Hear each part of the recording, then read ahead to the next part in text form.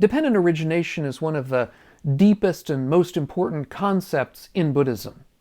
It comes in various forms and flavors, and it also has various conundrums associated with it, various difficulties that we have to overcome in understanding what the Buddha meant when he talked about dependent origination.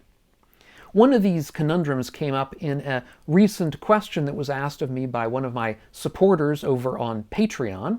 If you're interested in Patreon and supporting the channel, consider taking a look over there. I'll leave links, of course, in the normal places. And in the event, my supporter said this: the Buddha states that there is a reciprocal conditioning of name and form and consciousness.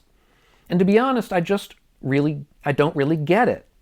Could you make a video of this subject? A causes B, and B causes A. What is this supposed to mean, and how the hell should it be possible that consciousness causes form? This is a great question, but let's back up a bit.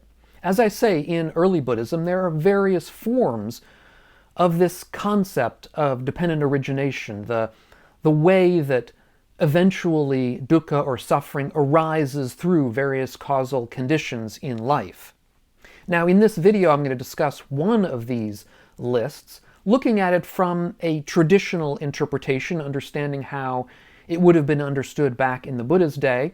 At the end, I'll turn to a potential contemporary reinterpretation of this, which you can take or leave as you wish. Now, perhaps the most famous of these chains of dependent origination is known as the 12-link chain that begins in ignorance. That's not the chain we're talking about in this video. There's another chain which is discussed in a couple of early suttas, one of them being a very famous early sutta about this kind of causal origination, which begins with as he says, as Xiao Mao says, a reciprocal conditioning of consciousness and name and form. Now, we may have some idea of what consciousness is, but I'm sure a lot of us don't really understand what name and form is. That's a technical term in early Buddhism. It's understanding it, interpreting it is something of a question. It's something of a controversy. Different people have different interpretations. However, there is at least one place in the early suttas where there is a description of what name and form is. The Buddha says, "And what are name and form? Feeling, perception, volition, contact, attention. This is called name. The four primary elements and form derived from the four primary elements, this is called form. Such is name, and such is form." And the four primary elements, many of us may be familiar with, are earth, air, fire, and water. It's basically how much of the ancient world understood physical reality is made up of these four parts, of these four elements. So we can see that name and form is basically an understanding of the mental and physical world, or physical and mental world, exclusive of consciousness. So it's a whole bunch of mental and physical things and consciousness. And these two entities, if you like, these two causal linked bundles are somehow mutually causally interacting. That's the beginning of the chain of dependent origination. But how is it that these two things mutually condition one another? How do they mutually cause one another? In one early sutta, the Buddha gives an analogy. He analogizes this interrelation as like two sheaves of grain that are holding each other up, two bundles of grain that are holding each other up. That if you remove one of the bundles, the other one will collapse. And it doesn't matter which bundle you remove one and the other cannot support itself. This is a very interesting analogy, but it's not further described as to how or why they hold each other up, so at least to my way of thinking, this analogy is not very useful, at least for our question. Perhaps the clearest description of this interrelation is in the Buddha's great discourse on causation, which is perhaps the lengthiest and deepest exposition of dependent origination in the early canon. However, in this description, the Buddha does not begin with ignorance as the first link. As I say, he begins with this reciprocal relationship between consciousness and name and form. And how does he describe this interrelationship? Well, his description leans heavily on traditional understandings of rebirth. This is all about a kind of a rebirth causation. So first, how does consciousness condition name and form? The Buddha says, if consciousness were not conceived in the mother's womb, would name and form coagulate there? No, sir, say the monks. If consciousness, after being conceived in the mother's womb, were to be miscarried, would name and form be born into this place? No, sir. If the consciousness of a young boy or girl were to be cut off, would name and form achieve growth, increase, and maturity? No, sir. That's why this is the cause, source, origin, and reason of name and form, namely consciousness. So what we have here is a picture of consciousness proceeding from one life into the next. Now, we know from other suttas that this is not literally the same continuous consciousness throughout, but rather that it's a series of kind of evanescent conscious events that are causally conditioning one another and causally conditioned by other forces around them that continue from moment to moment, sort of like a stream of conscious events. That's how it's to be understood. Further, it seems that this consciousness is what allows the fetus to grow in the womb. It's sort of what kicks it off, perhaps, and what supports it as it continues to grow and mature over time. In the sense that if the consciousness were cut off, then this fetus or baby or child would cease to exist as a unified living being. So if we go back to one of the questions we started off with, how does consciousness cause form?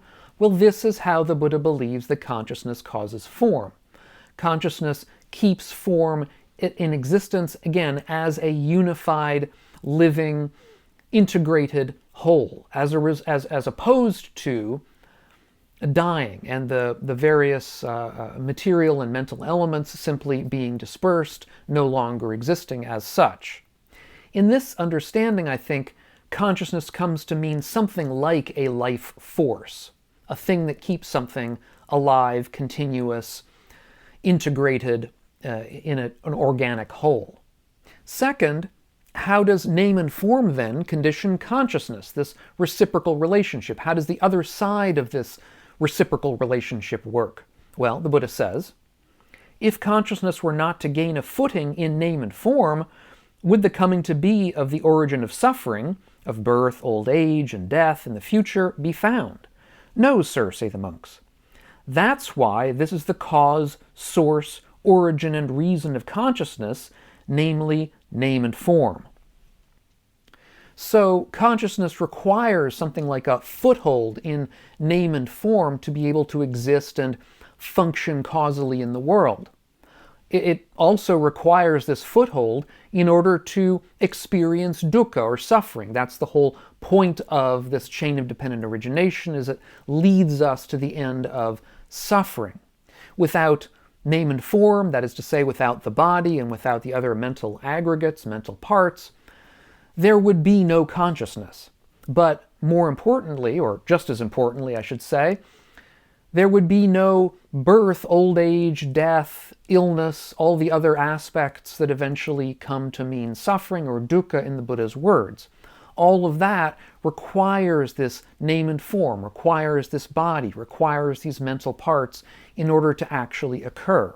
So this is the picture that we get from at least one very explicit early sutta on this interrelationship of consciousness and name and form that kicks off the whole 12, or I should say, chain of dependent origination. It's not the 12-link one, but it's a different one. And as we see, it does rely heavily on traditional understandings of rebirth, of this linking rebirth consciousness that strings from one life to another, that brings the name and form into existence, or at least keeps it going as the new life gets started.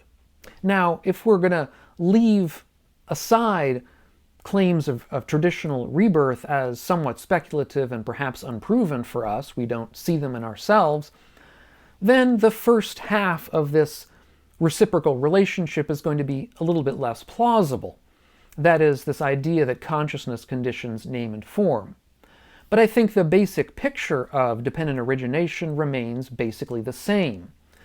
For after all, the picture of dependent origination has to do, in the final analysis, with the arising of dukkha, the arising of suffering, through causal conditioning.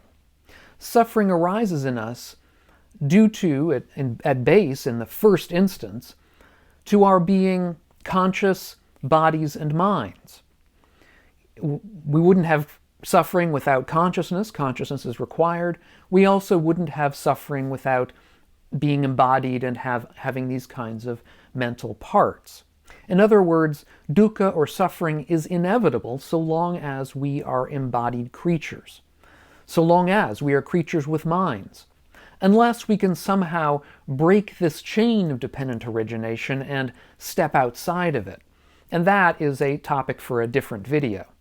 Meanwhile, if you're interested in hearing more about these chains of dependent origination and how they work, I have a playlist and I'll leave a link to it up here on the screen so that you can see more. Thanks so much, and if you're getting something out of these videos of mine, consider taking a look at my Patreon page, which is linked up here on the screen and down below in the notes, and see if you want to help support the channel and the work that I'm doing here. Thanks so much, and we'll catch you on the next video, and meanwhile, all of you, be well.